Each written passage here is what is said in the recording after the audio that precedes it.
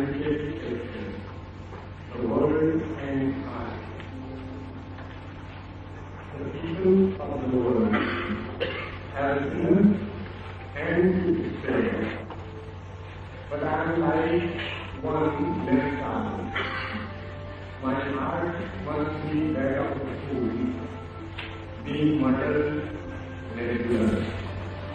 The vulgar are luminous, I alone am dull confused. The vulgar are clever, self-assured, I alone depressed, patient casualty, anxious, angry, endless. The people of the world all have a purpose. I alone feel stubborn and unfit. I alone differ from the other people and really join sustenance on the mother. Krishna Jaya Krishna Anayaka Krishna Kumar और मैं दुनियावी लोग काफी संबंध हैं इतने कि दूसरों को भेज परंतु एक अक्षर में मानव परिधि बाहर हूँ मानव मेरा हृदय किसी मूर्ख के हृदय में डालो जब सचमुच और पूरे के भरा हो जो गवाना है वे लिखे और पेड़ों में लिखे हैं मैं ही केवल मंद और शांत हूँ जो गवाना है वे चालाक और आस्पद हैं अकेला मैं उदास सावधानी समूह इधर उधर रहता हुआ मानव लक्ष्य हूँ सब प्रयोजन है दुनिया के सब लोग अकेला मैं रहता हूँ अकेला और अवसर और अकेला मैं जीवन करने से क्योंकि वेदा मूल उस शोषण को जो मिलता है सीधा ही मानव करते हैं।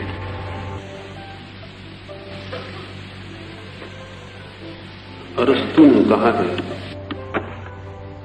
संसार में केवल दो वस्तुएं अनंत हैं, एक आकाश और दूसरी मनुष्य की मूर्खता।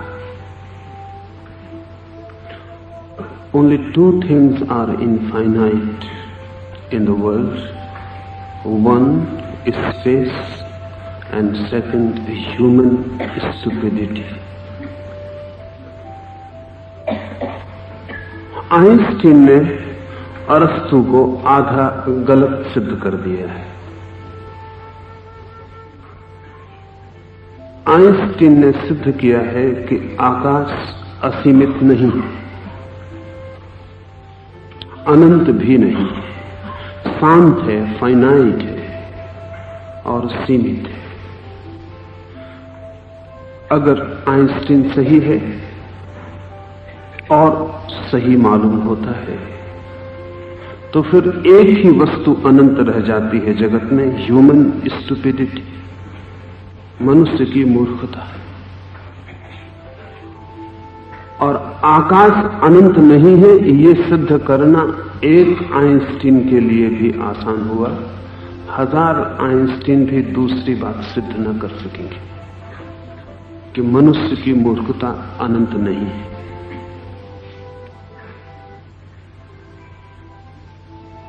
मनुष्य का जो मूढ़ भाव है वो अनंत भी है, असीम भी है और इतना व्यापक है और इतना सार्वजनिक यूनिवर्सल है कि उसे पहचानना भी कठिन है। मेक्सिको में एक छोटी सी पहाड़ी पर एक बहुत अद्भुत कबीले का वास है। छोटी सी जाति है, ज्यादा उसकी संख्या नहीं, कोई 300 350 के बीच, ज्यादा संख्या उसकी हो भी नहीं सकती। पहाड़ निर्जन है। ये 300 350 लोगों की जाति आदिवासियों की 5-7 छोटे छोटे गांवों में आसपास बसी है। विशिष्टता है इस जाति की कि 350 लोग सभी अंधे हैं।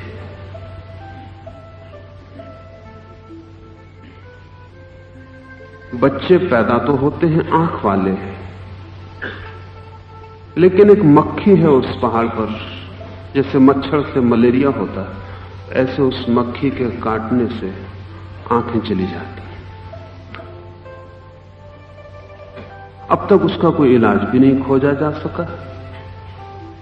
तो बच्चे आंख वाले पैदा होते हैं, लेकिन महीने 2 महीने के भीतर अंधे हो जाते हैं। 300-350 लोग अंधे हैं। इन अंधे लोगों का जब पहली दफा पता चला सभ्य आदमियों को, और आंख वाले आदमी पहले इन अंधों के पास पहुंचे, तो अंधों ने मानने से इनकार कर दिया कि कोई भी हो सकता है जिसके पास आंख हो। न केवल मानने से इनकार किया, बल्कि आंख वाले आदमियों के प्रति अच्छा भाव भी नहीं लिया। सच तो यह है कि उन्होंने समझा कि तुम किसी और ही जाति के प्राणी हो, मनुष्य नहीं, क्योंकि मनुष्य तो अंधे ही होते हैं। ईसाइयों के एक संप्रदाय ने अपने एक मिशनरी को अंधों के बीच ईसाईयत का प्रचार करने के लिए भेजा, लेकिन अंधे आंख वाले से सुनने और समझने को राजी न हुए। आखिर में किसी ने सुझाया और बात काम कर गई। फिर उन्होंने एक अंधे मिशनरी को भेजा। अंधे मिशनरी को सुनने को जरूर अंधे राजी हुए। अंधे और अंधों के बीच एक तादाद, एक समरसता पैदा हुई, लेकिन आंख वाला आदमी पसंद नहीं किया जाता, स्वभाव था। लाओस से जैसे लोग हम अंधों के बीच आंख वाले लोग हैं। आध्यात्मिक अर्थों में शायद हम भी जब पैदा होते हैं तो आंख वाले ही पैदा होते हैं, लेकिन सभ्यता, शिक्षा, संस्कृति के जीवाणु इसके पहले कि हमें होश आए हमें अंधा कर जाते। फिर हमारा अंधों का बड़ा समाज है। संख्या बड़ी बात नहीं है, 300 की है, 350 की संख्या है उनकी। हमारी संख्या कोई 350 करोड़ की है। सारी पृथ्वी हम अंधों से भरी हुई है। उसमें जब भी लाओस से जैसा आंख वाला आदमी पैदा होगा तो हम पसंद नहीं करते। दुखद है उसका होना, उसकी मौजूदगी हमें पीड़ा देती है, क्योंकि उसके कारण हमें पता चलना शुरू होता है कि हम अंधे हैं, और ये पता चलना अच्छा नहीं मालूम होता है। वो हमारे अंधेपन के लिए, घाव के लिए चोट बन जाता है। लाओस से के ये सूत्र बहुत व्यंग से भरे हैं और बहुत महत्वपूर्ण हैं।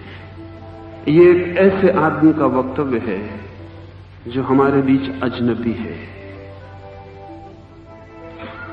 जो पाता है कि हम जो भाषा बोलते हैं वो नहीं बोल सकता, और जो पाता है कि हम जिस ढंग से जीते हैं उस ढंग से वो नहीं जी सकता, और वो ये भी देखता है कि हमारे जीने का ढंग जीने का कम, मरने का ज्यादा है, और हम जो भाषा बोलते हैं उसमें बोलते कम हैं, छिपाते ज्यादा हैं। हम रुग्ण और बीमार हैं, स्वस्थ नहीं हैं, लेकिन फिर भी हमारी बड़ी संख्या है और हमारा बड़ा बल है। उस बल के कारण ही ये सूत्र लिखा गया है। लाओस से कहता है दुनियावी लोग काफी संपन्न हैं, हम विपन्न लोगों को कहता है संपन्न। जिनके पास कुछ भी नहीं है उनको लाओस से कहता है ये दुनिया के लोग बड़े संपन्न हैं। The people of the world have enough and to spare। न केवल उनके पास काफी है, बल्कि वे दूसरों को भी देने के लिए तत्पर हैं। अपने लिए तो काफी है ही, दूसरों को भी बांटने के लायक हमारे पास है। और हम हैं बिल्कुल दीन दरिद्र, दूसरों को देने की तो बात ही अलग, हमारे पास कुछ है ही नहीं। लेकिन यह ख्याल में आना बड़ा मुश्किल है। हम थोड़ा समझें, एक दो दिशाओं से पहचाने। हम सब प्रेम देते हैं बिना इसकी फिक्र किए कि हमारे पास प्रेम है। मां प्रेम देती है, बाप प्रेम देता है, पति पत्नी भाई मित्र प्रेम दे रहे हैं। सारी दुनिया में सभी लोग प्रेम दे रहे हैं और दुनिया में प्रेम की कहीं एक बूंद दिखाई नहीं पड़ती। सारे लोग प्रेम बरसा रहे हैं, लेकिन किस मरुस्थल में खो जाता है प्रेम। सागर बह जाने चाहिए प्रेम के, इतना प्रेम बह रहा है। एक एक आदमी हजार हजार दरवाजों से प्रेम बरसा रहा है। किसी के लिए वो मां है, किसी के लिए पत्नी है, किसी के लिए पिता है, भाई है, मित्र है। कितना कितना हम प्रेम बहा रहे हैं चारों तरफ। हमारा सागर जगत तो प्रेम का सागर हो जाना चाहिए, लेकिन जगत दिखता है घृणा का सागर। प्रेम उसमें कहीं दिखाई नहीं पड़ता। इतना प्रेम दिया और लिया जा रहा हो, वहां प्रेम की कहीं एक बूंद नहीं दिखाई पड़ती। जरूर कुछ भूल हो रही है। जो हमारे पास नहीं है वो हम दे रहे हैं, इसलिए हम देने का मजा भी ले लेते हैं और किसी के पास पहुंचता भी नहीं।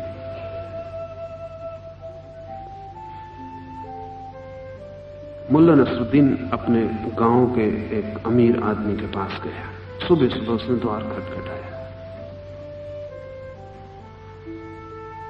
अमीर मुल्ला को देख के समझ गया कि वो कुछ दान मांगने आया होगा, मस्जिद के लिए, मदरसे के लिए। मुल्ला ने कहा, भयभीत ना हो, न तो मदरसे के लिए आया हूं न मस्जिद के लिए, काम ही दूसरा आ गया। अमीर आश्वस्त हुआ। उसने कहा, क्या काम आया? मुल्ला ने कहा कि थोड़े पैसे की जरूरत है, एक हाथी खरीद रहा हूं। अमीर ने कहा, पागल हो गए हो? हाथी खरीदने के लिए पैसा नहीं है तो हाथी को रखने के लिए कहां से इंतजाम जुटाओगे?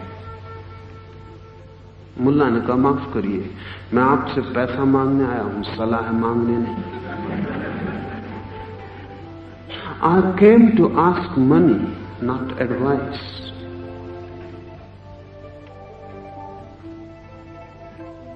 और मुल्ला ने कहा, ठीक से आप समझ लें, आपसे वही मांगा जा सकता है जो आपके पास है।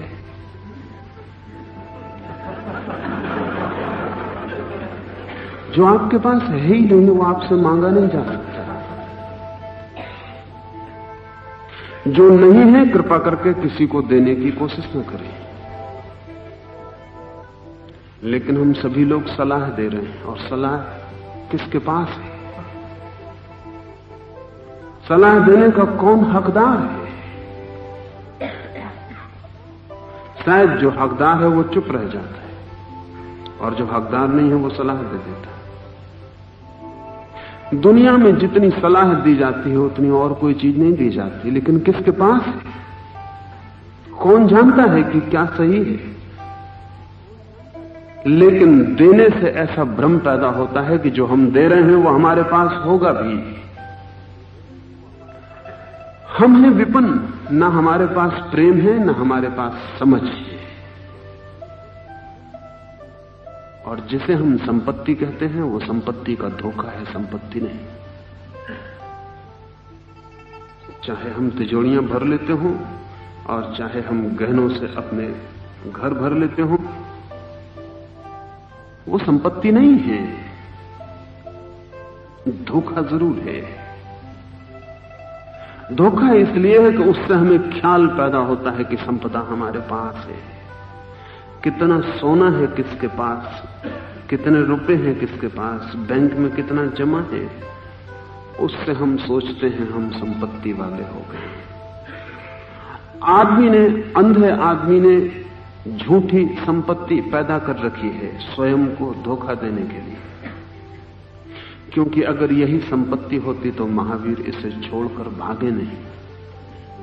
अगर यही संपत्ति हो तो बुद्ध पागल है, हम बुद्धिमान हैं, बुद्ध इसे छोड़कर न जाएं।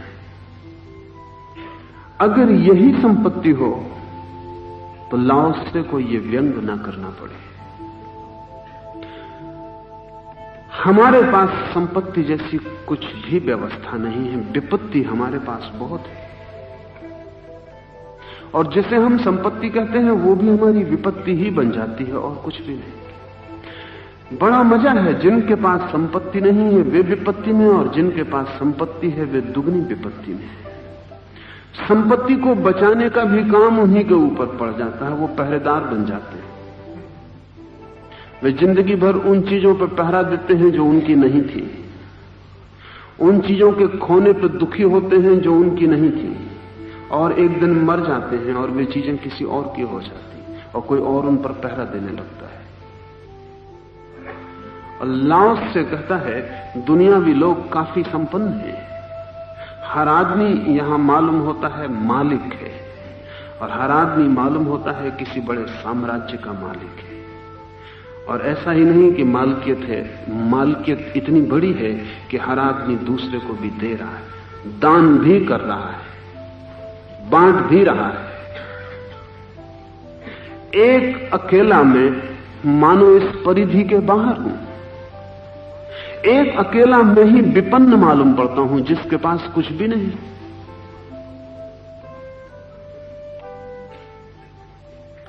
सभी के पास बहुत कुछ है।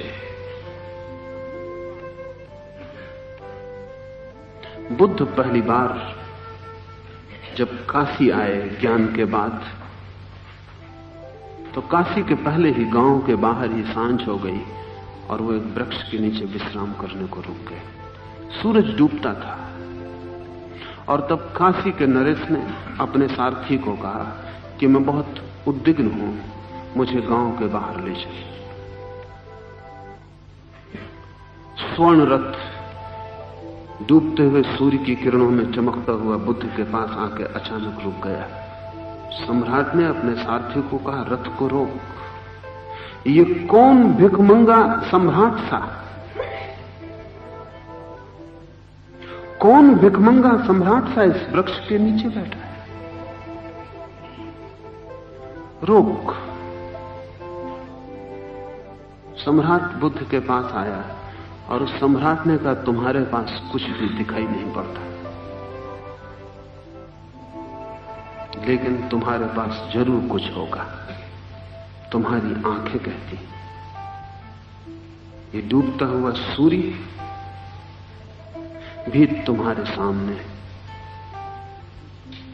तेजपूर्ण नहीं मालूम हो रहा है। क्या है तुम्हारे पास, कौन सी संपदा है, कौन सा छिपा हुआ खजाना? मेरे पास सब है जो गिना जा सके, देखा जा सके, पहचाना जा सके, और मैं आत्महत्या के विचार करता हूं।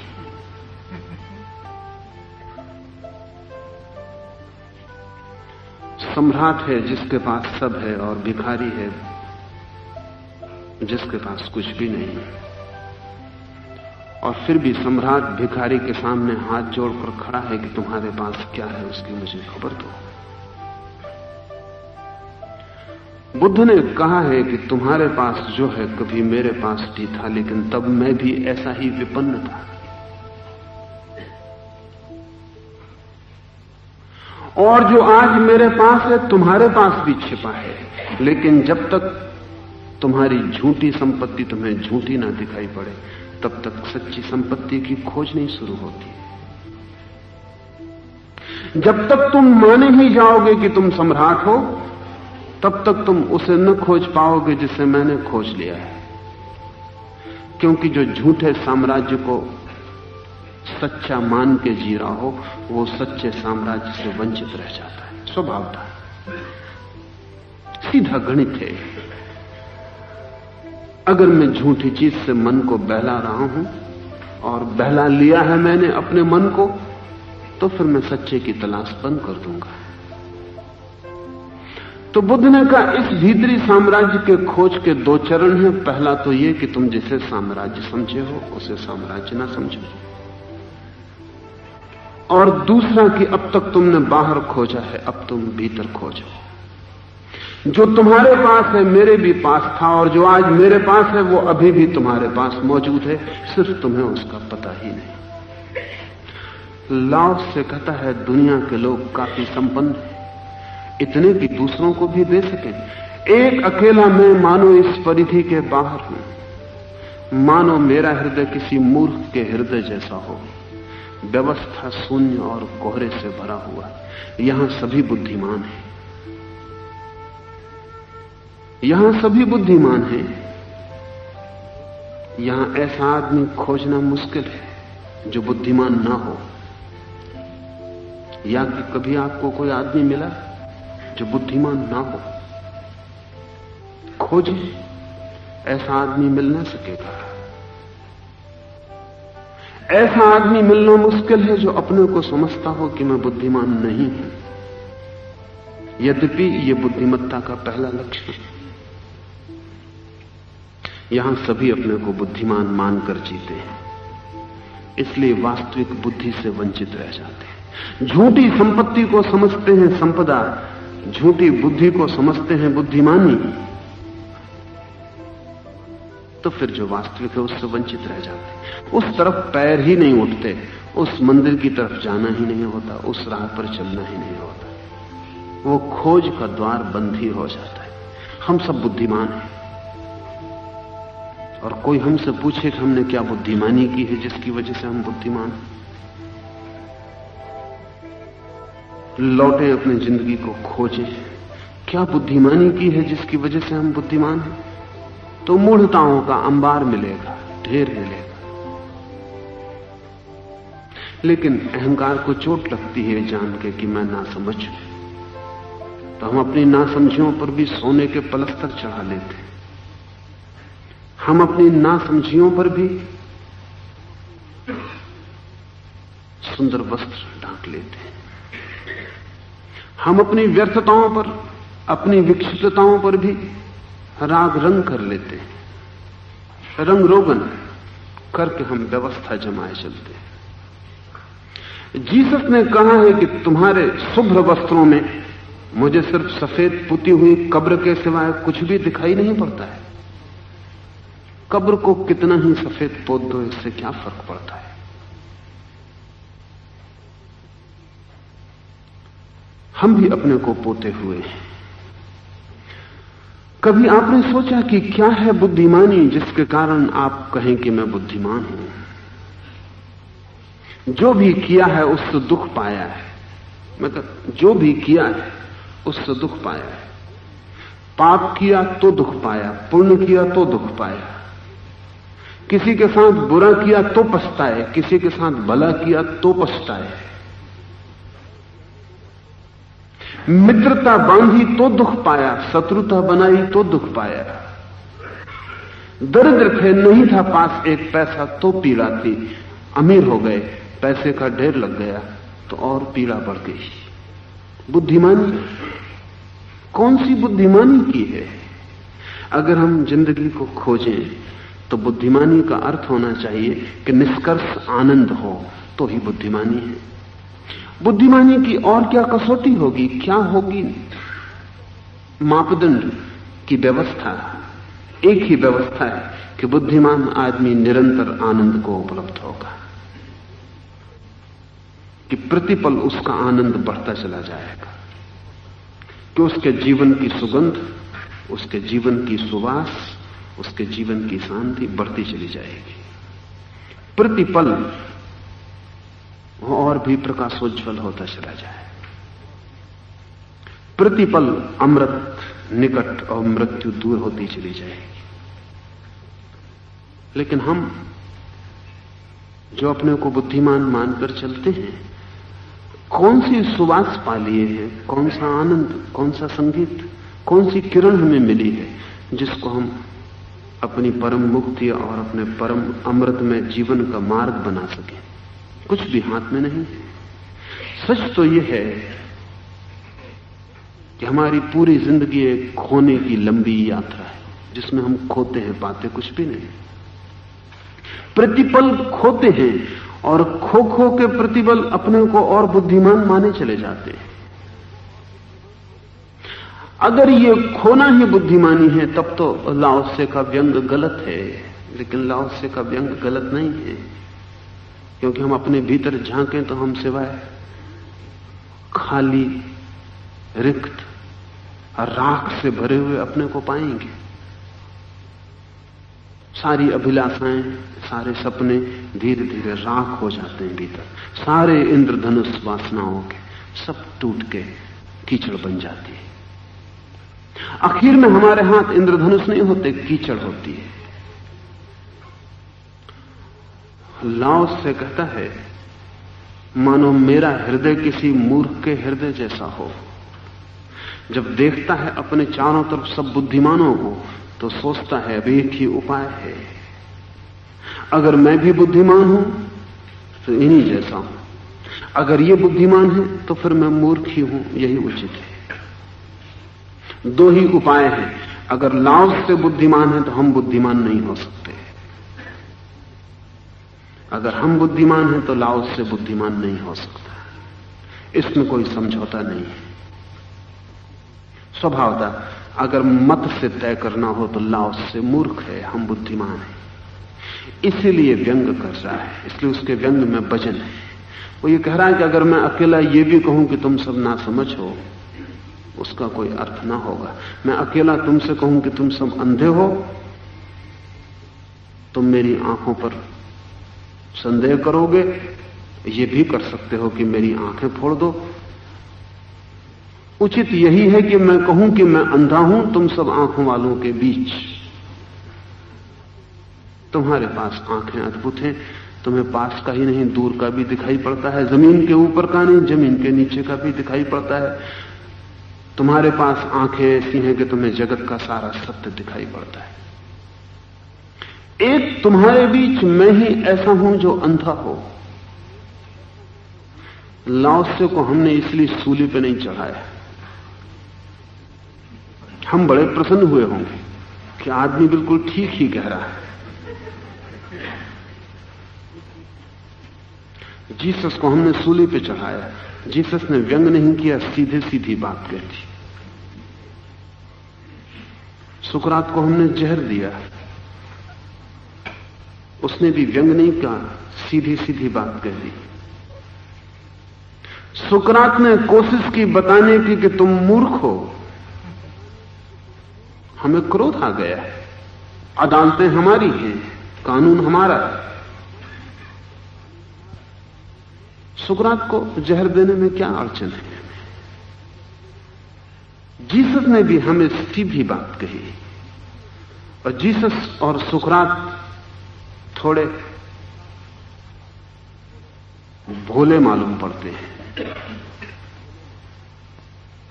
लाओस से जैसे एक बहुत प्राचीन सभ्यता का नवनीत है, हजारों हजारों वर्षों का अनुभव है जैसे लाओसे के पीछे। वो उल्टा कहता है, कोई लाओसे पे पत्थर भी नहीं फेंका। बर्ट्रैंड रसल ने अपने संस्मरणों में लिखा है कि मैंने एक बार मजाक में एक लेख लिखा राष्ट्रीयता के खिलाफ, नेशनलिज्म के खिलाफ, राष्ट्रवाद के खिलाफ एक लेख लिखा। और उस लेख में व्यंग में ऐसा कहा कि मेरे इस लेख को पढ़ने वाला जो पाठक है उसको छोड़कर समस्त राष्ट्र मूढ़ है। बर्ट्रैंड रसल ने लिखा है कि अनेक लोगों के अनेक मुल्कों से मेरे पास पत्र आए कि आप एक ठीक पहचानने वाले आदमी मिले। पोलैंड से एक आदमी ने लिखा कि आप बिल्कुल ठीक कहते हैं, पोलैंड को छोड़कर सारे जगत के लोग मूढ़ तो हैं ही। व्यंग को समझने की बुद्धि भी तो बहुत मुश्किल है। लाओस से अगर आपसे आकर कहे कि आप सब बुद्धिमानों के बीच मैं ही एक मूढ़ हृदय जैसा, तो हम कहेंगे हम पहले ही जानते थे। अन्यथा घर बसाते, विवाह करते, दुकान चलाते, कुछ काम की बात करते।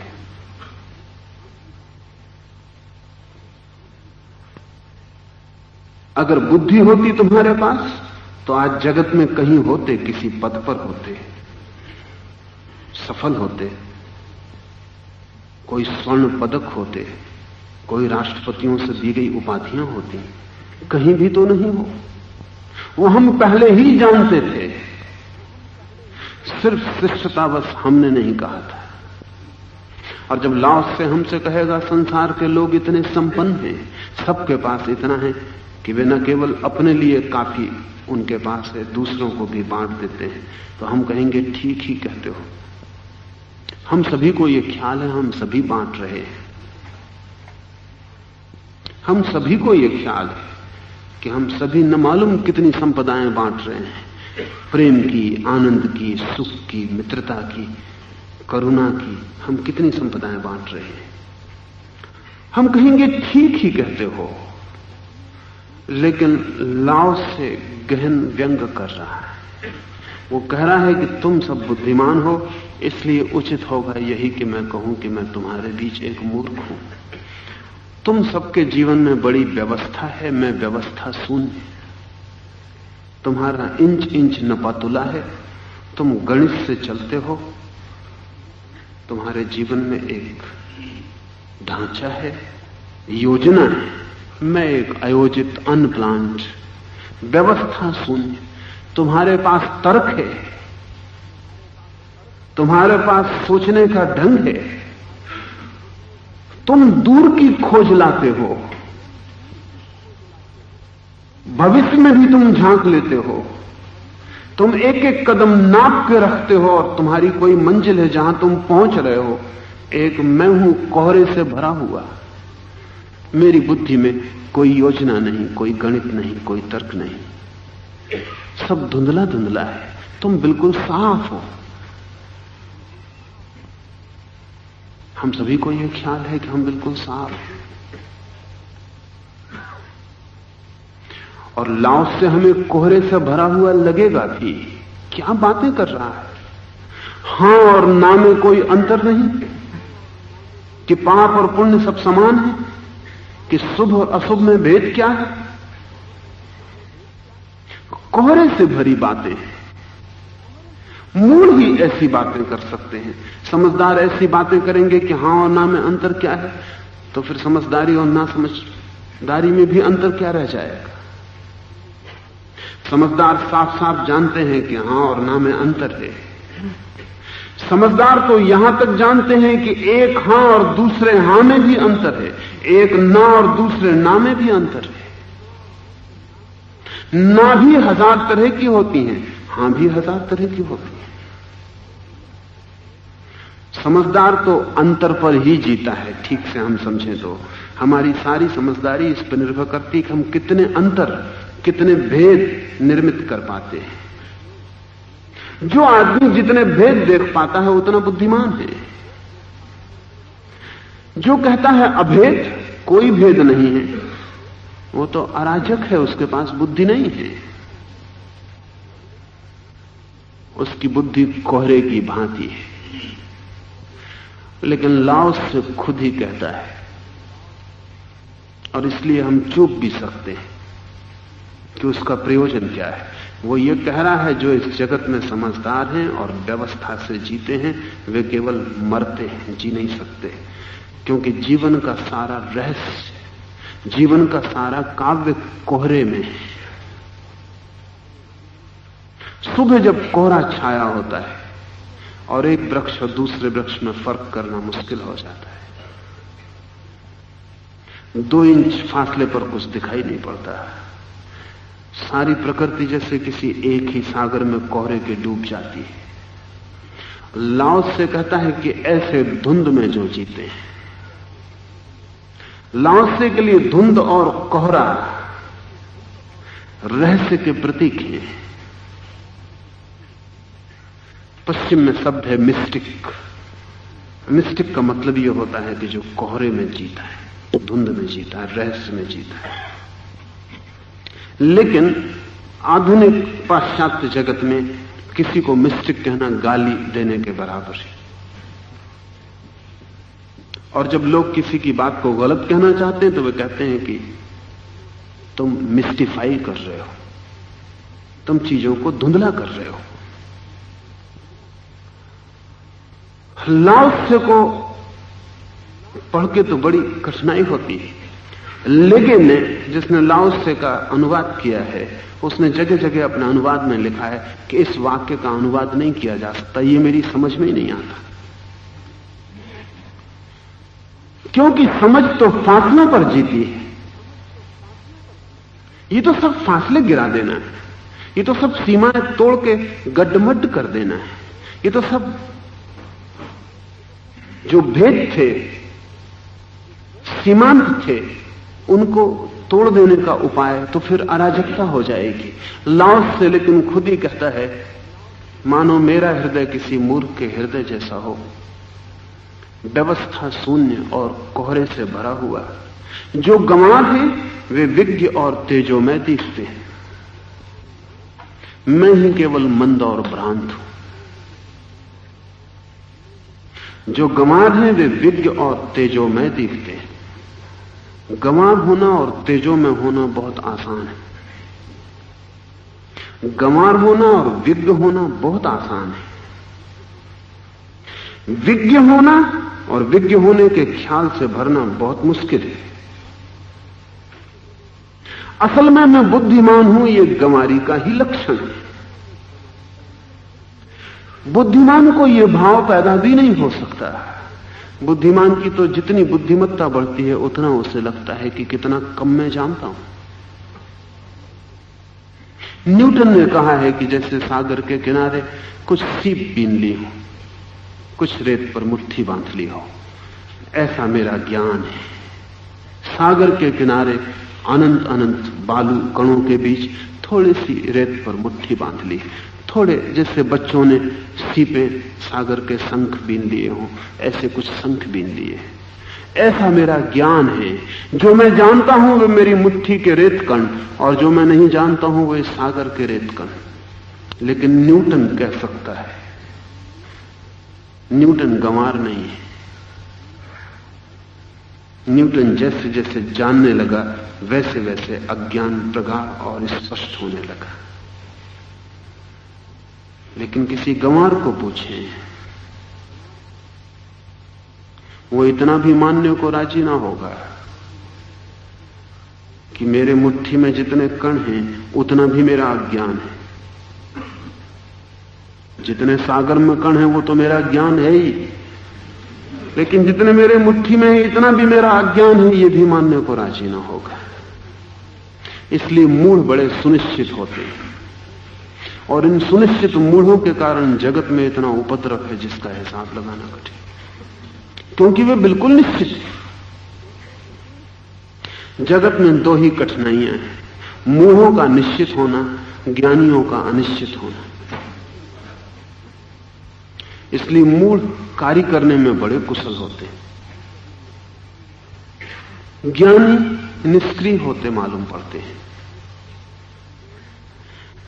ज्ञानी इतना अनिश्चित होता है, कोहराच्छन्न होता है, रहस्य में डूबा होता है, इतने काव्य से घिरा होता है कि गणित की भाषा में सोच नहीं सकता। मूढ़ आंख बंद करके वहां प्रवेश कर जाते हैं जहां देवता भी प्रवेश करने में डरे। मूढ़ काफी सक्रिय होते हैं, उनकी सक्रियता उपद्रव लाती है। सोचे थोड़ा, लाओ त्से को एक तरफ रखें, एक तरफ हिटलर को रखें। हिटलर की सक्रियता का बेचारा लाओ त्से क्या मुकाबला करेगा।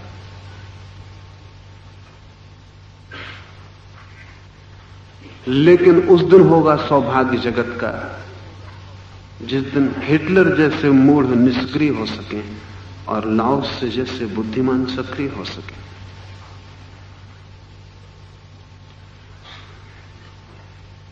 लाओ त्से कहता है जो गंवार हैं वे विज्ञ और तेजों में दिखते हैं, उन्हें कुछ पता नहीं है, इसलिए जो भी थोड़ा बहुत उन्हें पता है उस पर वे मजबूती से खड़े होते हैं।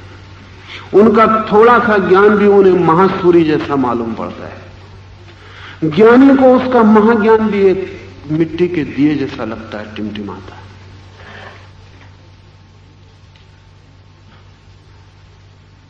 मैं ही केवल मंद और भ्रांत हूं, और इन सुनिश्चित लोगों के बीच, मतांध लोगों के बीच, जहां सभी आश्वस्त हैं, निश्चित हैं, पूर्ण हैं, वहां एक मैं ही मंद और भ्रांत मालूम पड़ता हूं।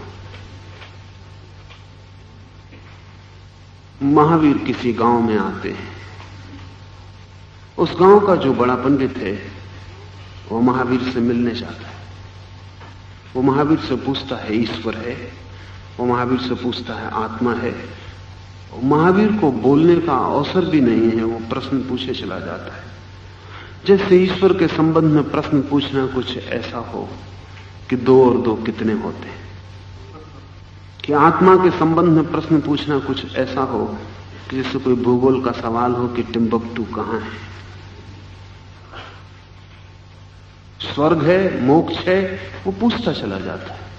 महावीर को तो बोलने का भी मौका उसने नहीं दिया है। जब वो सब सवाल पूछ चुका है, एक सांस में उसने सब पूछ लिया है जो मनुष्य की चेतना ने अपने पूरे इतिहास में पूछा है। करोड़ करोड़ वर्षों में मनुष्य की चेतना ने जो सवाल पूछे हैं और जिनके उत्तर नहीं पाए, वो आदमी एक क्षण में पूछ लेता है। महावीर उससे कहते हैं कि तुम्हारे पास इतने बड़े सवाल हैं और इतना कम समय मालूम पड़ता है कि उत्तर देना मुश्किल है।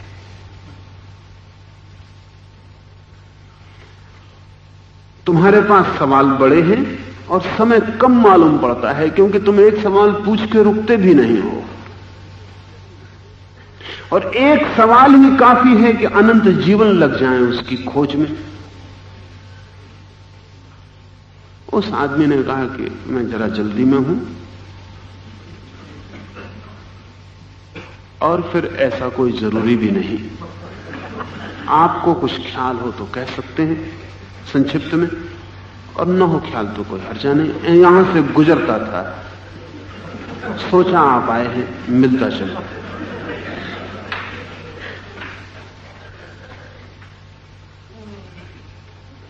महावीर ने चलते चलते उस आदमी से कहा, और जहां तक मैं समझता हूं आपको इनके उत्तर भी मालूम होंगे। उस आदमी ने कहा निश्चय ही।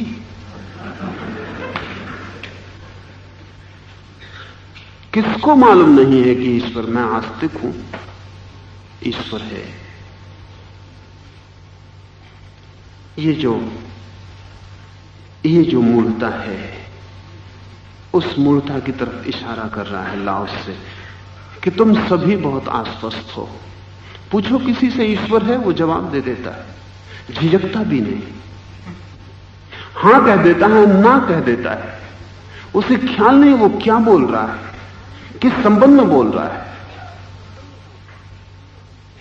ऐसा आदमी खोजना मुश्किल है जिससे पूछें ईश्वर के बाबत और वो चुप रह जाए। वो कुछ कहेगा। हिंदू होगा तो हिंदू के ईश्वर की बात कहेगा, मुसलमान होगा तो मुसलमान की ईश्वर की बात कहेगा, कम्युनिस्ट होगा तो ईश्वर के न होने की बात कहेगा, लेकिन कहेगा। सभी आश्वस्त हैं, सभी को पता है, इसीलिए तो इतना विवाद है। थोड़ा सोचें, जगत में जो इतना विवाद है वो हमारी मूढ़ता के आश्वस्त होने के कारण है। सभी इतने आश्वस्त हैं कि वो ठीक है, सारी दुनिया गलत है। दूसरे को गलत सिद्ध करने में वे इतने उत्सुक हैं कि वे ये भूल ही जाते हैं कि जिस चीज को वे ठीक कह रहे हैं उसका उन्हें भी पता है या नहीं। इसकी फुर्सत भी नहीं मिलती।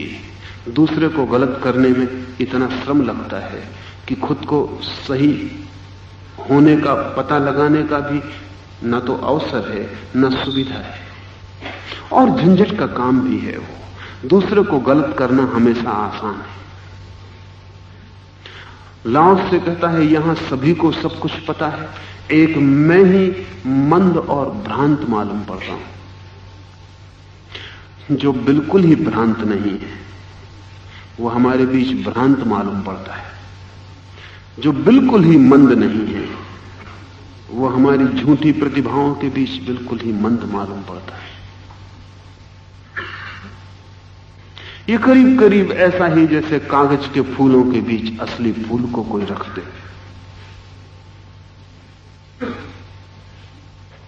निश्चित ही कागज के फूलों के रंग ज्यादा चटकीले हो सकते, ज्यादा तेजोमय हो सकते, मौत का उन्हें डर नहीं है, ज्यादा आश्वस्त हो सकते। असली फूल तो डगमगाता होगा, एक एक पल मौत करीब आती होगी, और जो रंग है वो भी प्रतिक्षण तिरोहित हो रहा है, प्राण ऊर्जा छीन हो रही है। असली फूल कागज के फूलों के बीच बहुत दीन और दरिद्र मालूम होगा, और थोड़ी ही देर में उसे पता चल जाएगा कि मैं ही एक कमजोर हूं, बाकी सब शक्तिशाली है। और हो सकता है मरते वक्त वो फूल कह के जाए कि एक मैं ही कमजोर था, एक मैं ही था नकली असली फूलों के बीच। असली बचे, नकली खत्म हुआ। और कागज के फूल भी इस पर भरोसा करेंगे, क्योंकि ये प्रत्यक्ष है बात कि जो असली थे वो बच गए, जो नकली था वो समाप्त हो गए। जिंदगी बहुत उल्टी है, और भीड़ के कारण बड़े भ्रम पैदा होते। जो गंवार हैं वे चालाक और आश्वस्त हैं, अकेला मैं उदास अवनमित, समुद्र की तरह धीर इधर उधर बहता हुआ, मानो लक्ष्यहीन। कभी आपने ख्याल किया, नदियों के पास लक्ष्य, सागर के पास कोई लक्ष्य नहीं। छोटे से नाले के पास भी लक्ष्य, कहीं पहुंचना है। सागर के पास कोई लक्ष्य नहीं। क्षुद्र सा नाला भी पर्पसफुल है, प्रयोजन है। इतना बड़ा सागर पर्पसलेस, निष्प्रयोजन। पूछो इस सागर से कहां पहुंचना तुझे? कहीं पहुंचना नहीं है। तब क्षुद्र नाला भी कह सकता है, क्या व्यर्थ पड़े हो निष्क्रिय। हमारी तरफ देखो, भागते हैं, दौड़ते हैं, व्यवस्था से चलते हैं, पहुंचना है कहीं, कोई मंजिल है, कोई भविष्य है। सागर का है केवल वर्तमान, नाले का भविष्य भी है।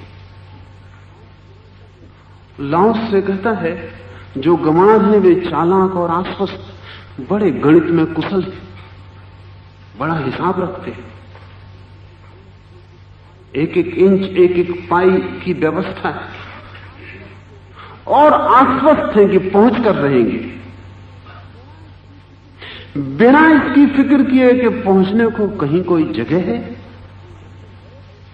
कोई मंजिल है, उसकी बिना फिक्र किए आश्वस्त हैं कि पहुंच कर रहेंगे। उनका आश्वासन ही उनके लिए पर्याप्त भरोसा है कि मंजिल होगी। हमारे मन में लक्ष्य है तो लक्ष्य जरूर होगा, क्योंकि हम ही तो निर्धारक हैं, जगत के नियंता हम ही हैं। अल्लाह से कहता है, अकेला मैं उदास, क्योंकि लक्ष्य न हो। हम में जो तेजी आती है वो लक्ष्य से आती है। ध्यान रखना, ये सारे शब्द व्यंग के हैं। लाओस से कहता है, ऐसा समझें कि हम सबको बुखार चढ़ा हो और एक आदमी गैर बुखार का हो तो बिल्कुल ठंडा मालूम पड़े, कोल्ड। हम कहें कि क्या तुम्हारी जिंदगी, जरा गर्मी भी नहीं, थोड़ा गर्माओ, थोड़ी तेजी लाओ, कुछ जीवन का लक्षण दो। थर्मामीटर लगाते हैं, कोई खबर ही नहीं देता कि तुम में कोई गर्मी। तो लाओस से कहता है, और सब भरे हैं बड़ी तेजी से, त्वरा से, ज्वर से, कहीं पहुंचना है, कुछ पाना है, कुछ होना है। एक मैं ही उदास, अवनमित, डिप्रेस्ड। इन सब के मुकाबले फीवरिश, जो ज्वर से बड़े दौड़ रहे। कभी सन्निपात में किसी को देखा? जैसी तेजी सन्निपात में आती है वैसी कभी नहीं आती। 4 आदमी पकड़े तो भी आदमी को पकड़ना मुश्किल है। खाट पर सोया हुआ आदमी भी कहता है, मेरी खाट आकाश में उड़ रही है। सन्निपात में जो गति आ जाती है,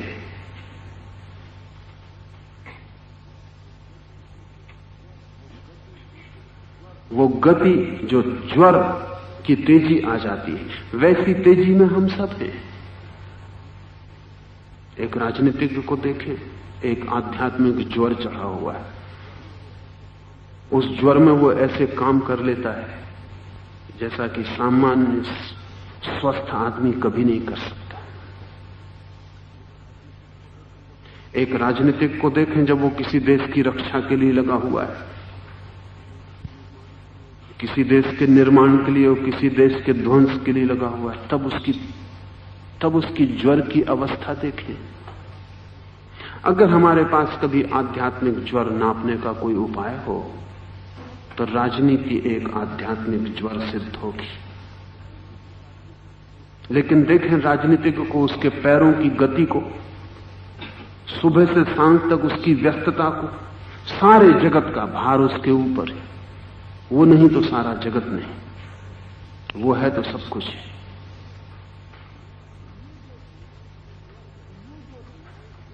ये जो ज्वर है, लाओस से कहता है, इन ज्वरग्रस्त लोगों को देखकर यही कहने का रह जाता है कि एक मैं ही उदास, ठंडा, निष्क्रिय, सभी कहीं पहुंच रहे हैं, एक मैं ही सागर की तरह लक्ष्यहीन, अपनी जगह ही पड़ा हूं। सब प्रयोजन है दुनिया के सब लोग, अकेला मैं दिखता हूं हठीला और अभद्र। जब सारे ही लोग दौड़ रहे हों तो आपका आहिस्ता चलना हठीला दिखाई पड़ेगा, और जब सारे लोग ही पागल हो रहे हों तब आपका शांत और सौम्य बना रहना अभद्र मालूम पड़ेगा। जब हिंदू मुस्लिम दंगे में उतर रहे हों तब आप दूर खड़े देखते रहें तो लगेगा कि अब आदमी हैं। जब हिंदुस्तान और पाकिस्तान लड़ते हो, हिंदुस्तान चीन लड़ते हो, या बांग्लादेश और पाकिस्तान लड़ता हो, या वियतनाम में युद्ध चलता हो, तब आप दूर खड़े चुपचाप देखते रहें, कोई पक्ष में ना हो, बटे हुए ना हो, ज्वर के भीतर ना हो, तो लोग कहेंगे क्या हुआ आपको, जीवित हैं या मर गए। कभी आपने ख्याल किया जब युद्ध चलता है तब लोग ज्यादा जीवित हो जाते हैं। जो आदमी सुबह 8 बजे भी बिस्तर से उठने में मुश्किल पाता था, वो 5 बजे उठ के रेडियो खोलकर सुनने लगता है। क्या खबर, जान में जान आ जाती, खून तेजी से चलने लगता है।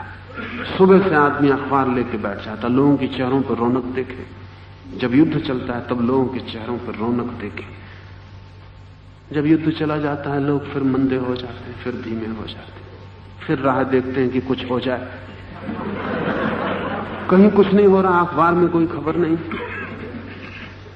सुना है मैंने, मुल्ला नसरुद्दीन अपने जीवन के अंत में गांव का काजी, गांव का न्यायाधीश बना दिया गया। पहले ही दिन जब वो बैठा अदालत में, सुबह से दोपहर होने लगी, कोई मुकदमा ना आया। फिर सांझ भी होने लगी, कोई मुकदमा ना आया। क्लर्क उदास, बेचैन, पहरेदार बेचैन, सिपाही बाहर भीतर आते हैं, कोई नहीं आया। वकील बेचैन। आखिर क्लर्क ने कहा कि क्या हो गया, आज ही आप बने हैं न्यायाधीश और कोई आया नहीं। नसरुद्दीन ने कहा घबराओ मत, I have still faith in human nature.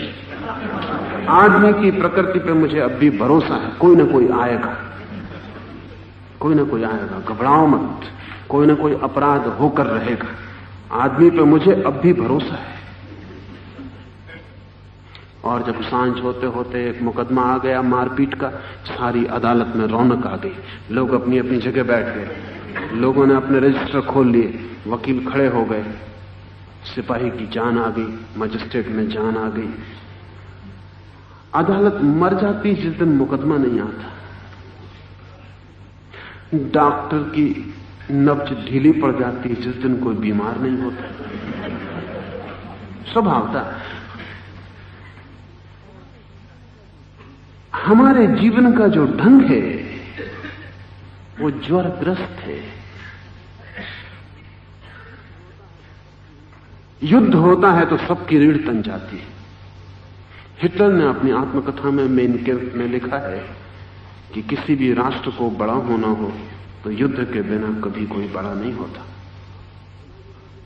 और जो राष्ट्र बिना युद्ध के बहुत दिन जी जाते हैं उनकी रीढ़ टूट जाती है।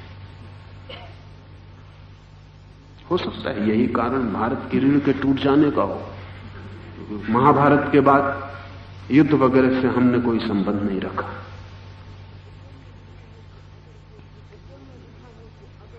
हिटलर ने लिखा है कि अगर कोई युद्ध ना भी हो रहा हो तो भी मुल्क में जान बनाए रखने के लिए युद्ध की अफवाहें बनाए रखनी चाहिए कि अब युद्ध हो रहा है, अब युद्ध हो रहा है। सस्पेंशन तो लोगों का खून तेजी से दौड़ता है, आत्मा जोर से धड़कती है, लोग प्राणवान रहते हैं। निश्चित ही ऐसे प्राणवान लोगों के बीच अगर लाओसे को लगता हो एक मैं ही हठीला और अभद्र, जहां सभी बीमारी से भरे हैं और ज्वर में भागे जा रहे हैं और सन्निपात में बक रहे हैं, चिल्ला रहे हैं, वहां मेरी आवाज बड़ी धीमी मालूम पड़ती है। निश्चित ही उन सबको लगता है कि तुम हठीले हो, आओ हमारे साथ, दौड़ो हमारे साथ। अभद्र हो जब सभी जो कर रहे हैं वो तुम नहीं कर रहे हो। सभ्य का मतलब ही क्या होता है, असभ्य का मतलब ही क्या होता है। शब्द का भी यही मतलब होता है। सभ्य शब्द बनता है सभा से, जो सभा के साथ हो वो सभ्य, जो सबके साथ हो वो सभ्य, जो सबके साथ ना हो वो असभ्य। सभ्य का मतलब होता है सभा में बैठने की योग्यता जिसमें हो, भीड़ के साथ खड़े होने की जिसमें योग्यता हो वो सभ्य। भद्र कौन है? जो हमारे मापदंड के अनुकूल है। अभद्र वही है जो हमारे मापदंड के अनुकूल नहीं। तो लाओस से कहता है एक मैं ही दिखता हूं हठीला और अभद्र, लोगों की मानता नहीं, लोग नाराज हैं, भीड़ के साथ चलता नहीं, भीड़ समझती है मैं विक्षिप्त हूं, और अकेला मैं ही हूं भिन्न अन्यों से, क्योंकि देता हूं मूल्य उस पोषण को जो मिलता है सीधा ही माता प्रकृति से। ये चारों तरफ जो लोग हैं इनका सारा पोषण, इनके जीवन की सारी ऊर्जा और गर्मी, इनका प्राण सहज स्वभाव और प्रकृति से उपलब्ध नहीं होता।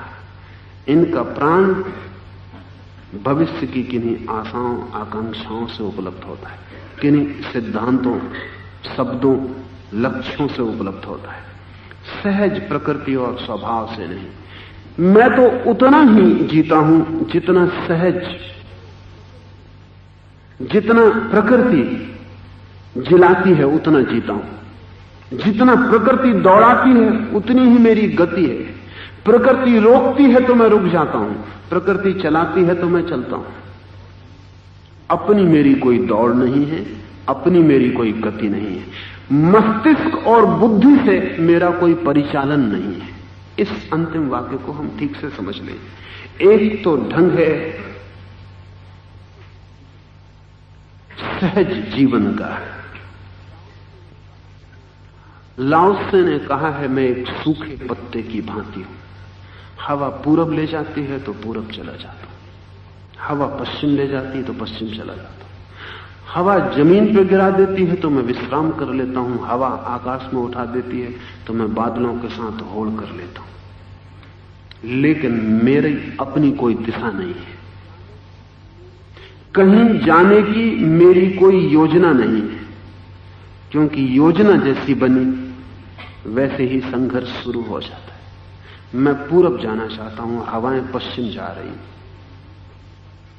और हवाएं मेरी मानने वाली नहीं। मैं कौन हूं? और हवाओं को मुझसे क्या प्रयोजन है? लाओस से कहता है हवाएं जिस तरफ बहती हैं वही मेरी दिशा है, और अगर हवाएं बीच में अपनी दिशा बदल लेती हैं तो मेरी दिशा भी बदल जाती। कहता यह है कि मेरी अपनी कोई दिशा नहीं है जो मैंने बुद्धि से तय की हो, मेरा कोई लक्ष्य नहीं है। प्रकृति का ही अगर कोई लक्ष्य मुझ में हो तो प्रकृति जाने, अगर प्रकृति ही मेरे द्वारा कुछ करवाना चाहती हो तो करवा ले। अगर प्रकृति को मुझसे कुछ ना करवाना हो, मेरी कोई योग्यता पात्रता ना हो, तो मैं अकारण अपनी पात्रता सिद्ध करने की व्यर्थता में ना पड़ूंगा। लाओत्से के लिए प्रकृति का वही अर्थ है जो परमात्मा का, लेकिन लाओत्से परमात्मा शब्द का उपयोग करना पसंद नहीं करता। कारण है लाओत्से प्रकृति शब्द उपयोग करना पसंद करता है बजाय परमात्मा के, क्योंकि परमात्मा को हमने एक सिद्धांत बना लिया है और परमात्मा को हमने आगे रख लिया है। और जब भी हम परमात्मा की बात करते हैं तो परमात्मा से हमारा कम प्रयोजन होता है, हमारे परमात्मा से ज्यादा प्रयोजन होता है। परमात्मा पर दावेदारी भी है और परमात्मा में हमने वे सब चीजें डाल दी हैं जो हम चाहते हैं कि हों। हमने परमात्मा से नहीं पूछा है कि तेरी क्या मर्जी है, हमने अपनी मर्जी उस पर रख दी है और कहा कि ये मर्जी अगर हो तो तू हमारा परमात्मा है। हमने, बाइबल कहती है कि ईश्वर ने आदमी को अपनी अनुकृति में बनाया। God created man in his own image. ईश्वर ने खुद अपनी ही शक्ल में आदमी को बनाया। लेकिन नीचे कहता है इस वाक्य से ज्यादा गलत दूसरा वाक्य खोजना कठिन है, क्योंकि सच्चाई उल्टी है। सच्चाई यह है कि आदमियों ने ईश्वर को अपनी शक्ल में बनाया, इसलिए तो इतने ईश्वर हैं क्योंकि इतने आदमी हैं। काला आदमी ईश्वर को गोरी शक्ल का नहीं बना सकता, गोरा आदमी ईश्वर को काली शक्ल का नहीं बना सकता, और अफ्रीकी का ईश्वर अफ्रीकी की ही अनुकृति होता है और हिंदू का ईश्वर हिंदू की अनुकृति होता है। हमारे ईश्वर हमारे गढ़े हुए होते हैं। ईश्वर ने हमें गढ़ाया नहीं वो दूसरी बात, लेकिन हम ईश्वर को रोज गढ़ते हैं और इसलिए हर 200-400 साल में ईश्वर की शक्ल बदल जाती है, क्योंकि 200-400 साल में गढ़ने वाले बदल जाते हैं, उनके ढंग बदल जाते हैं, सोचने की व्यवस्था बदल जाती है, तो फिर नए ईश्वर बनाने पड़ते हैं। आदमी के पास ईश्वर निर्मित करने के बड़े कारखाने हैं, वहां वो उन्हें निर्मित करता रहता है। फैशन बदलती है, ईश्वर को बदलना पड़ता है। फैशन के हिसाब से ईश्वर की भी फैशन होती है और पुराने ईश्वर कभी कभी आउट ऑफ डेट पड़ जाते हैं, उनको फेंक देना, फिर नए ईश्वर गढ़ लेने पड़ते हैं। हमसे उनका तालमेल रहना चाहिए। अगर आप 5000 साल का इतिहास उठा के देखें तो आपको पता चलेगा कितने ईश्वर डिस्कार्डेड, कितने ईश्वर को हम फेंक चुके हैं उठा के बाहर। आज हमको ख्याल भी नहीं आएगा कि हमारे फेंके हुए ईश्वर हमने दूसरे गढ़ लिए। वक्त बदलता है, हमें बदलाहट करनी पड़ती है। अगर हम 5000 साल पुराने ईश्वर को देखें तो हमको दिक्कत मालूम पड़ेगी कि इसको ईश्वर माने। हमारी धारणाएं बदल गई, इसलिए बड़ी अड़चन आती है। हम पुराने ग्रंथों की पूजा करते जाते हैं लेकिन उनको खोल के कभी देखते नहीं कि उसमें ईश्वर की शक्ल क्या है। अगर हम पुराने यहूदी शक्ल को देखें ईश्वर की तो ईश्वर बड़ा खूंखार मालूम पड़ता है, तानाशाह मालूम पड़ता है। वो कहता है जो मेरा नाम न लेगा उसको नरकों में सड़ाऊंगा, गलाऊंगा, काटूंगा, आग में डालूंगा। जो मेरे खिलाफ है उसके बचने का कोई उपाय नहीं, जो मेरे पक्ष में है उसी को मैं बचाऊंगा। अगर आज हमारा ईश्वर ऐसी भाषा बोले तो हमें लगेगा ये तो बहुत तानाशाही हो गई। लोकतंत्र की भाषा बोलो, ये तो डेमोक्रेटिक, ये तो डिक्टेटोरियल मामला हो गया। ऐसे ईश्वर को आज हम बर्दाश्त न करेंगे, क्योंकि ऐसा ईश्वर तो हमें हिटलर और मुसोलिनी और तोजो की शक्ल का मालूम पड़ेगा। और ये भी कोई ईश्वर हुआ जो इस तरह की बातें बोलता है?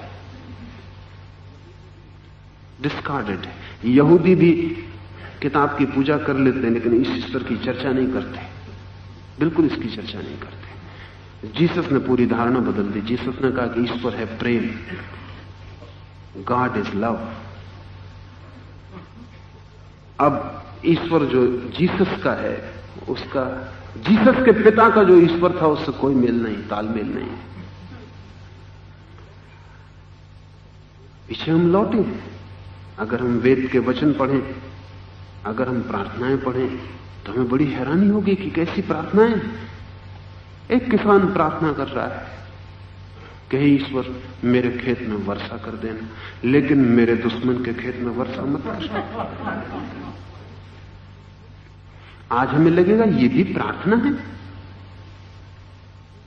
कभी थी, और जब थी तब किसी को शक नहीं आया था। आज शक आएगा, क्योंकि बुद्ध ने और महावीर ने धारणा बदल दी। उन्होंने कहा प्रार्थना में अगर वैमनस्य आ गया तो प्रार्थना तो खराब हो गई। बुद्ध ने कहा है कि ध्यान तुम करना, और ध्यान के बाद प्रार्थना करना कि मेरे ध्यान से जो शांति मुझे मिली वो सब में बिखर जाए, मुझे चाहे न मिले लेकिन सबको मिल जाए। अब बुद्ध बीच में आ गए तो ये वेद की जो प्रार्थना मुश्किल में पड़ गई, इसको डिस्कार्ड करना पड़ा। वेद की हम पूजा करते चले जाएंगे, लेकिन आज वेद को मानने वाले को बड़ी तकलीफ होगी। फिर एक ही रास्ता है, वो इसके अर्थ बदले, वो बताए कि इसमें ये अर्थ ही नहीं है। अरविंद ने पूरी चेष्टा यही की कि इसमें ये अर्थ ही नहीं, लेकिन वो चेष्टा ईमानदार नहीं है, क्योंकि एकाध सूत्र ऐसा होता तो हम समझते। वेद में 90% सूत्र ऐसे हैं, और अरविंद जैसी प्रतिभा का आदमी भी कितनी ही तोड़ मरोड़ करे, इसको झुटलाया नहीं जा सकता। लेकिन अरविंद की तकलीफ भी है। तकलीफ यह है कि वो वेद को अप टू डेट कर रहे हैं। वो जो वेद 5000 साल पीछे पड़ गया, उनका श्रम यह है कि वो उसे आज के योग्य बना दें, वो वेद को नई शक्ल दे दें, ताकि हमारे लिए ग्राह्य हो जाए। हमको अपने ईश्वर की शक्ल में रोज छेनी का उपयोग करना पड़ता है, रोज उसको बदलना पड़ता है। ईश्वर हमारा बनाया हुआ है, इसलिए लाओस से ईश्वर शब्द का प्रयोग नहीं करता। लाओस से कहता है प्रकृति। प्रकृति शब्द बहुत कीमती है। प्रकृति का मतलब होता है बनने के भी जो पूर्व था। प्रकृति का अर्थ होता है that which was before creation. प्रा और कृति, निर्माण के पहले जो था, सब होने के पहले जो था, सब बना उसके पहले जो था, सबके होने के मूल में जो छिपा है, सबका जो आधार है। रूप जब मिट जाते हैं तो जिसमें गिरते हैं, और रूप जब उठते हैं तो जिससे उठते हैं। प्रकृति का अर्थ है वो तत्व जो रूप लेने के पहले था। लाओस से कहता है वही मां है, वही मूल स्रोत है। मैं उसी से जीता हूं। मेरा अपना कोई लक्ष्य नहीं है, उस प्रकृति का कोई लक्ष्य मुझसे हो, पूरा हो जाए, न हो कोई ऐतराज नहीं है। अगर वो प्रकृति मुझे चाहती है मैं बेकार ही रहूं और खो जाऊं, तो यही मर्जी पूरी हो। अगर कोई काम उसे लेना हो, काम ले ले, लेकिन मेरी अपनी तरफ से निर्धारित कोई नियति, कोई डेस्टिनी नहीं है। यही समझने जैसा है। लाओस से कहता है छोड़ता हूं अपने को मैं उसी पर जिससे मैं पैदा हुआ और जिसमें मैं कल खो जाऊंगा। मैं बीच में बाधा क्यों दूं? मैं क्यों कहूं कि मुझे मोक्ष चाहिए, जब मुझे अपने होने का पता नहीं? जब मैं अपने को पैदा नहीं कर सकता तो मैं अपने को मोक्ष कैसे पहुंचा सकूंगा? लाओस से कहेगा कि जितने लोग अपनी चेष्टा से कुछ पाने में लगे हैं वे ऐसे लोग हैं जैसे कोई आदमी अपने जूते के बंद पकड़ के खुद को उठाने की कोशिश में लगा हो। कोशिश कितनी ही करो, परिणाम कुछ ना होगा। थोड़ा बहुत उछल कूद भी कर सकता है आदमी, उछलेगा कूदेगा तो लगेगा कि उठता भी हूं बीच बीच में, फिर जमीन पर पड़ जाएगा। मुझसे जो विराट और बड़ा मुझे घेरे हुए है, अगर उसका ही कोई लक्ष्य है तो ठीक, मेरा कोई लक्ष्य नहीं है। मैं कौन हूं जो बीच में आऊं? न मुझसे मेरे जन्म के समय प्रकृति ने पूछा कि बनाते हैं तुम्हें क्या इरादा है, न मेरी मौत के वक्त कोई मुझसे पूछेगा कि मिटाते हैं तुम्हें क्या इरादा है। न प्रकृति मुझसे पूछती है कि तुम्हारे भीतर रखते हैं ये हृदय किस लिए धड़के, तुम तय करना। नहीं, कोई प्रकृति कहती नहीं। प्रकृति बना देती है, मिटा देती है। बीच में जो हम विचार करना शुरू करते हैं उससे हम अपने लक्ष्य निर्धारित कर लेते हैं। लाओस से कहता है अपने लक्ष्य निर्धारित करके हम उन नालों की तरह हो जाते हैं जो चलते बहुत हैं लेकिन पहुंचते उसी सागर में हैं जो कहीं नहीं जाता। नाले चलते बहुत हैं और चलते वक्त नाला सागर से कह भी सकता है क्या पड़े हो, चलो। हम छोटे छोटे इतना चल रहे हैं कि तुम इतने बड़े हो, चलो। लेकिन ये नाले चल चल के पहुंचते कहां हैं, गिरते कहां हैं, खोते कहां हैं? उस सागर में खो जाते हैं जिसे इन्होंने कहा था क्या बेकार पड़े हो। लाओस से हम बुद्धिमानों को कहेगा कि तुम व्यर्थ ही दौड़ रहे हो, क्योंकि तुम वहीं पहुंच जाओगे जहां मैं पड़ा ही हुआ हूं। इसका मतलब समझ लें, तुम वहीं पहुंचोगे जहां मैं पहुंचा ही हुआ हूं।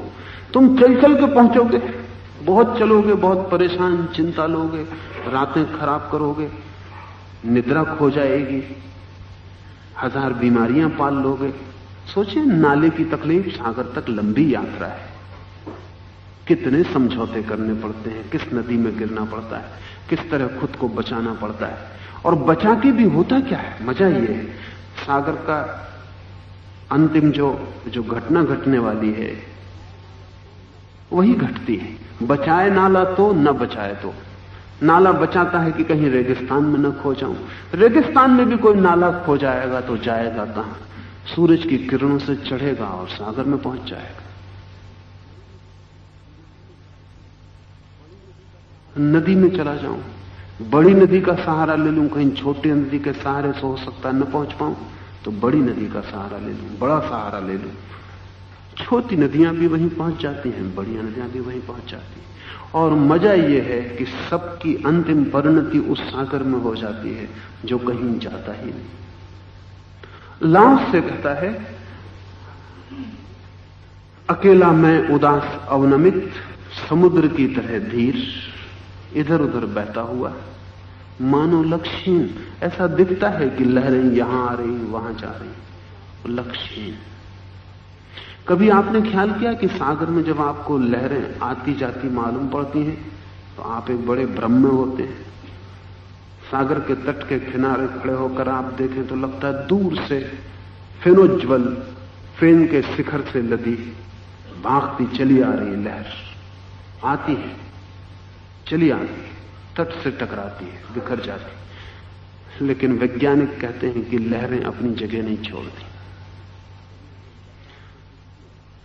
सागर में जो लहर आपको दिखती है आती हुई, वो सिर्फ आंखों का वहम, भ्रम है, इल्यूजन है। एक लहर उठती है, नीचे गड्ढा हो जाता है, एक लहर गिरती है, पास का पानी ऊपर उठ जाता है। वो जो पास का पानी ऊपर उठ जाता है और पहला पानी नीचे गिर जाता है, आपको लगता है पहली लहर आगे आ गई। कोई लहर आगे नहीं आती। इसलिए तो स्टेज पर नाटक में आसानी से लहरों का भ्रम पैदा किया जा सकता है, कोई अड़चन नहीं है।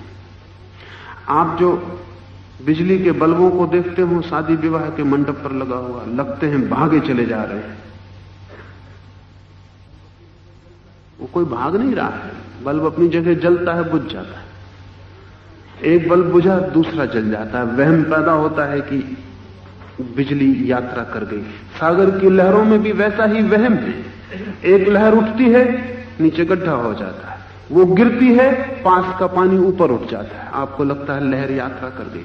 कोई लहर यात्रा नहीं करती, सब अपनी जगह उठती गिरती रहती। सागर में यात्रा है ही नहीं। सागर स्थिर है, इसलिए सागर को हमने कहा है धीर। उसमें अधेरी है ही नहीं। अधेरी का मतलब क्या होता है? अधेरी का मतलब होता है कहीं पहुंचना है। जब तक नहीं पहुंचे तब तक धैर्य कैसे हो? सिर्फ धैर्य में तो वही हो सकता है जिसे कहीं पहुंचना नहीं है। पहुंचने वाले को तो अधेरी में जीना ही पड़ेगा, और जितनी जल्दी होगी पहुंचने की उतना अधेरी होगा।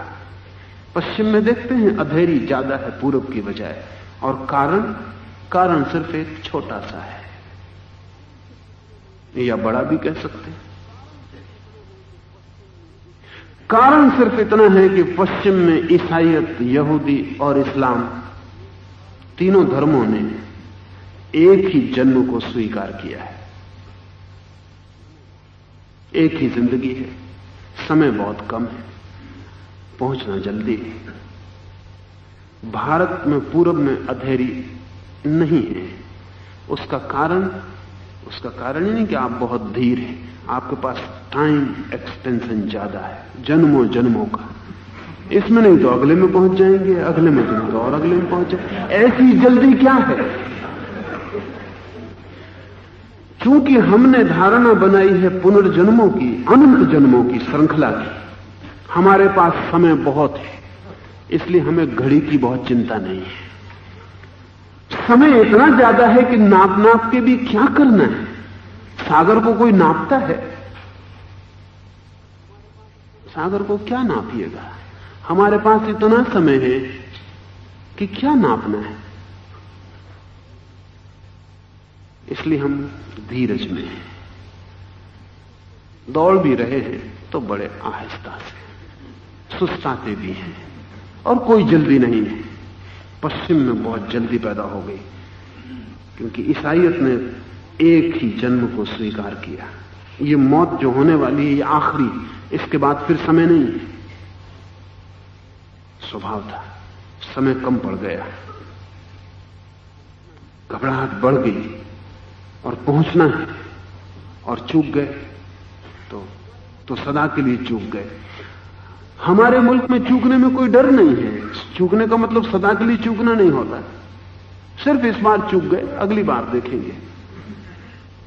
और परमात्मा अनंत धैर्यशाली है हमारा, वो प्रतीक्षा करेगा, कोई ऐसी जल्दी कहीं भी नहीं है। इसलिए टाइम कॉन्शसनेस, जो काल चेतना है, वो पूरब में पैदा नहीं हो सकी। टाइम कॉन्शसनेस पश्चिम में पैदा हुई, और टाइम कॉन्शसनेस पैदा करने में जीसस का हाथ है, क्योंकि एक ही जिंदगी है, तो घबराहट हो गई है। सागर को हम कहते हैं धीर, उसे कहीं पहुंचना ही नहीं। नदी तो अधीर होगी, इसलिए नदी शोरगुल करेगी, भागेगी, तड़फेगी, उसमें बेचैनी दिखाई भी पड़ेगी। सागर बेचैन नहीं है। लाओस से कहता है, इन सब भागते हुए लोगों के बीच जो गंवार हैं वे विज्ञ और तेजों में, मैं ही मंद और भ्रांत। जो गंवार हैं वे चालाक और आश्वस्त, मैं ही उदास अवनमित, समुद्र की तरह धीर। इधर उधर बहता हुआ मानो लक्ष्यहीन, सब प्रयोजन है दुनिया के सब लोग। अकेला मैं दिखता हठीला और अभद्र, और अकेला मैं ही हूं भिन्न अन्यों से, क्योंकि देता हूं मूल्य उस पोषण को जो मिलता है सीधा माता प्रकृति से। वो जो गहनतम स्रोत है जीवन का, उसको ही जीता हूं, और इसलिए भिन्न। इसको हम एक तरह से और देख लें, जो व्यक्ति लक्ष्य को लेकर जिएगा, भविष्य उसके लिए मूल्यवान है, आगे कल। जो व्यक्ति आधार को, स्रोत को लेकर जिएगा, उसके लिए भविष्य का कोई मूल्य नहीं, उसके लिए जड़ें मूल्यवान है, स्रोत मूल्यवान है। हम ऐसा समझें कि हम ऐसे लोग हैं, या हम ऐसे वृक्ष हैं जो इस आशा में जीते हैं कि फूल लगे। इस आशा में हम जड़ों की सारी चिंता ही छोड़ देते हैं। हम ये भूल ही जाते हैं कि हम सिर्फ जड़ों का फैलाव हैं। हम ये भूल ही जाते हैं कि हम जड़ें ही हैं जो पृथ्वी के बाहर आ गई हैं। हम ये भूल ही जाते हैं कि हम जड़ें ही हैं जिन्होंने आकाश को छूने की आकांक्षा की। हम ये भूल ही जाते हैं कि अगर जड़ों के भीतर ही छिपा है कोई फूल तो निकल आएगा, अगर नहीं छिपा है तो निकालने का कोई उपाय नहीं। हम ऐसे वृक्ष हैं जो जड़ों को भूल गए। अब हम सोचते हैं फूल कैसे हो जाएं। अगर कोई वृक्ष फूल की चिंता में पड़ जाए कि फूल कैसे हो जाए, तो एक बात पक्की है कि फूल उस वृक्ष में कभी नहीं होंगे। चिंता ही सारे रस को सोख जाएगी जिससे फूल बनते हैं। चीनी कहानी है लाओ त्से के वक्त की कि एक सेंटीपीड, एक शतपदी जानवर, 100 पैर वाला जानवर एक जंगल से गुजर रहा है। एक खरगोश बड़ी चिंता में पड़ गया।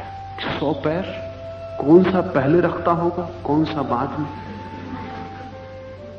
कैसे हिसाब रखता होगा कि कौन सा उठ गया, कौन सा उठाना है, कौन सा आधा है बीच में, कौन सा जमीन को छू रहा है। 100 पैर।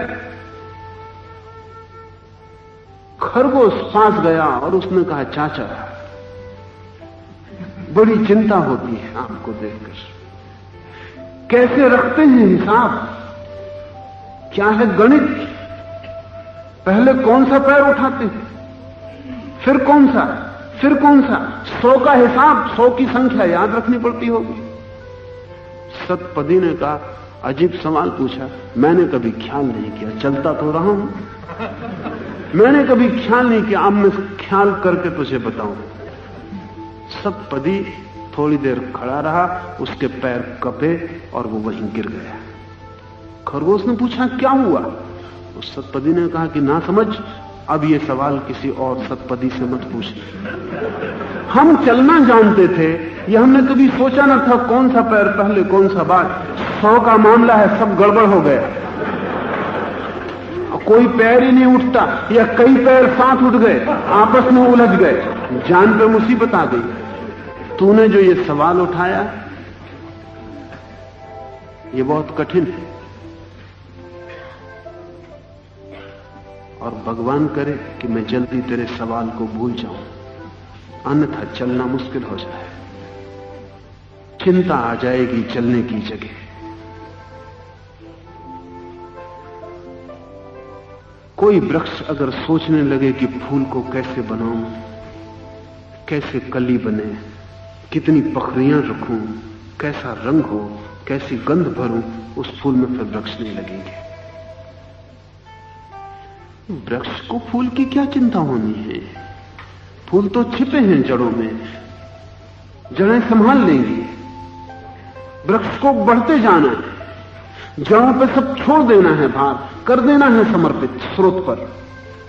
स्रोत में ही सब छिपा है, भविष्य भी छिपा है, कल भी छिपा है, जो होगा वो भी छिपा है। लाओ से कहता है, जड़ों पर सब छोड़ दिया मैंने, और चारों तरफ जो लोग हैं वे सब अपना अपना भार उठाए चल रहे हैं। वे कहते हैं, हमारी मंजिल, हमारा लक्ष्य, हमें कुछ होना है, हमें कुछ करके दिखाना है, संसार में आए हैं तो बिना किए नहीं जाएंगे। माँ बाप समझाते हैं बच्चों को, संसार में आए हो कुछ करके दिखाओ। कितने लोग संसार में आए, कितना करके दिखा गए, क्या फल है? और न जिनने करके दिखाया, कौन सी असुविधा हो गई? करके भी क्या दिखाइएगा? लेकिन चिंता पैदा हो जाती, चिंता सारे के सारे मस्तिष्क को ग्रसित कर लेती, फिर एक एक कदम हिलाना मुश्किल हो जाता है, शतपदी की हालत हो जाती है। आज आदमी करीब करीब चीनी कहानी के शतपदी की हालत में, से कुछ नहीं सोचता, क्या करे क्या ना करे, कैसे करे, सब अस्त व्यस्त हो गया है। हो जाएगा, क्योंकि जड़ों से हमने सब छीन लिया है और उनमें ही सब छिपा है, सब मस्तिष्क में रख लिया है। लाओ त्से के अनुयायी कहते हैं, खोपड़ी से सोचने से बचना। लाओ त्से से अगर आप जाके पूछते कि तुम्हारा मस्तिष्क कहां है, तो वो अपने पेट पे हाथ रखता, वो कहता यहां पेट में, बेली इज माई माइंड। कहता कहां खोपड़ी में, इतने दूर स्रोत से कहां जाना, बहुत दूर निकल गया ये, क्योंकि मां से बच्चा जुड़ा होता है नाभि से, वो पहले अस्तित्व का शुरुआत है। नाभि स्रोत है और नाभि के निकट अस्तित्व है। खोपड़ी तो बहुत दूर निकल गए, शाखाओं में चले गए, जड़ों से बहुत दूर चले गए। आदमी की जड़ आपको पता है नाभि है, वहीं से मां से जड़ जुड़ी होती है। उसकी मां से जड़ नाभि से जुड़ी थी। इस सारे संसार की अगर हम मनुष्यों की जड़ें खोजें तो नाभि में फैली हुई है।